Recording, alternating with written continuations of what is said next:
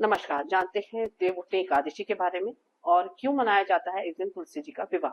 इसके पीछे की जो पौराणिक कथा है उसके बारे में बताऊंगी। किस तरह से धर्म, त्याग, प्रेम और मोक्ष इस कथा में आपको देखने के लिए मिलेगा। भगवान शिव के क्रोध से उत्पन्न जो अग्नि का गोला उत्पन्न हुआ, उससे जन्म हुआ एक असुर का, जो कि जलंधर कहलाया। उस जालंधर की एक पत्नी थी जिसका नाम था वृंदा, जो कि बड़ी ही तपस्विनी, पूजा पाठ करने वाली सती थी। जालंधर उनकी पूजा पाठ के कारण हर युद्ध जीतता था, यानी कि आसुरी शक्ति को बढ़ावा देना, अधर्म को बढ़ावा देना, इस तरह की चीजें चल रही थी। तो सभी देवी देवता परेशान होकर के भगवान विष्णु के पास जाते हैं और उनसे प्रार्थना करते हैं कि कुछ भी करके जालंधर को हराइए, उसे मारिए। भगवान विष्णु जब कारण जानते हैं तो उन्हें पता लगता है कि वृंदा का सत इतना है जिसकी वजह से जालंधर मारा नहीं जा रहा। तो भगवान विष्णु जालंधर का स्वरूप ले लेते हैं और वृंदा के समक्ष प्रकट हो जाते हैं। जैसे ही वृंदा के समक्ष प्रकट होते हैं, वृंदा उन्हें अपनी पति समझ के चरण वंदना और पूजा करने लगती है। उसे खबर मिलती है जालंधर मारा गया, जो कि युद्ध भूमि में उनके पति युद्ध कर रहे थे। जब उसे पता लगता है कि उसके साथ छल हुआ है और भगवान विष्णु अपने स्वयं रूप में आकर के प्रकट होते हैं, तो वो भगवान विष्णु को श्राप देती है कि आपने मेरा सत भंग किया है, जिसके कारण मेरे पति मारे गए हैं। आप इसी वक्त जो है पाषाण बन जाए। भगवान विष्णु उसी वक्त पत्थर बन जाते हैं। जालंधर की पत्नी वृंदा को सच का पता लगता है तो वह अपने आप को अग्नि को सौंप देती है। उस राख से जो पौधा निकलता है वो माँ तुलसी निकलती है और भगवान विष्णु को श्राप से पाषाण यानी कि शालिग्राम बना दिया जाता है। भगवान स्वीकार करते हैं उनका श्राप। इस तरह का वरदान देते हैं कि जितने भी पूजा पाठ, जो भी भोग होगा, उसमें तुलसी पात्र जरूर डलेगा, तुलसी का पत्ता जरूर डलेगा। अगर तुलसी का पत्ता नहीं डलेगा तो वो भोग, प्रसाद या पूजा स्वीकार्य नहीं होगी। ये सम्मान देने के साथ साथ में भगवान जो पहली एकादशी आती है, जिसे देवउठनी एकादशी कहते हैं, जिसमें 4 महीने बाद भगवान विश्राम करके उठते हैं, तुलसी जी के साथ विवाह करते हैं। तुलसी विवाह इसीलिए मनाया जाता है। इस दिन करे जाने वाले, चाहे विवाह हो, दान हो, स्नान, ध्यान हो, कई गुना पुण्य फल प्राप्त देता है। अगर कन्यादान भी करेंगे तो कई गुना उसका 100 गुना फल प्राप्त होता है। अपने अपने तरीके से भगवान विष्णु और तुलसी जी का विवाह संपन्न करते हैं।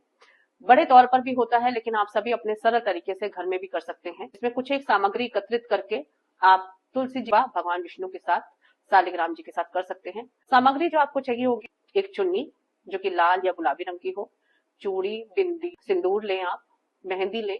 ये सब चीजों से माँ तुलसी जी को सजाएं, अर्पित करें और वहां पर भगवान शालिग्राम जी को जरूर वहां सजा करके बिठाएं और दोनों को पति पत्नी स्वरूप में जो है उनकी आरती उतारें और भगवान से प्रार्थना करें कि आपके घर में धन धान्य, सिर लक्ष्मी बनी रहे। हम बोलते हैं जहाँ तुलसी जी होती है वहाँ धन धान्य होता है।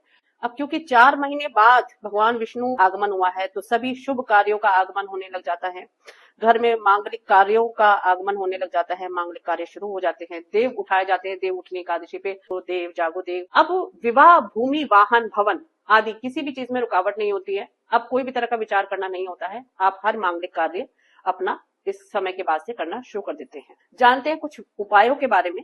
पहला उपाय उन लोगों के लिए है जिनका विवाह नहीं हो रहा, कोई भी रुकावट आ रही है लड़कियों के विवाह में, लड़कों के विवाह में, तो इस दिन आप ये प्रार्थना करें, माँ तुलसी का श्रृंगार करते हुए। लड़कियां जो हैं उसमें से कुछ एक बिंदी या चूड़ी लेकर के वो पहन सकती हैं, लगा सकती हैं। लड़के जो हैं उसमें प्रार्थना करके माँ तुलसी से, शालिग्राम जी से प्रार्थना करके अपने विवाह की प्रार्थना करते हुए मनोकामना, इच्छा प्रकट कर सकते हैं। भगवान विष्णु के साथ संपन्न करते हैं, जोत बत्ती करते हैं या धूप दीप दिखाते हैं तो आपकी मनोकामना पूरी होती है। दूसरा उपाय मैं दूंगी उनके लिए जिनके घर में पैसे से रिलेटेड प्रॉब्लम चल रही है या पैसों से रिलेटेड कोई भी दिक्कत परेशानी आ रही है, चाहे वो व्यापारिक वर्ग के लिए हो, चाहे वो जॉब करते हो। तो आप आज के दिन एक सिक्का लेंगे, सिक्का नॉर्मल भी हो सकता है, चांदी का भी हो सकता है, और तुलसी जी की मिट्टी के अंदर वो सिक्का आप दबा देंगे जड़ के पास। आप जो भी धूप दीप जला रहे हैं, दिखा रहे हैं, आप करते रहिए, सिक्का आप नहीं निकालिएगा। 21 दिन बाद आप ये सिक्का निकालिए और आप अपने गले में या अपने पर्स में या अपनी तिजोरी में बरकत के स्थान पर रखिए, ताकि आपके घर में पूरे साल धन लक्ष्मी बरसती रहे। उपाय तो देखिए अनगिनत है। कमेंट बॉक्स में लिख करके आप बता सकते हैं आपको क्या क्या दिक्कत परेशानियां आ रही है, ताकि मैं आपको उपाय बता करके उनका हल बता सकूं।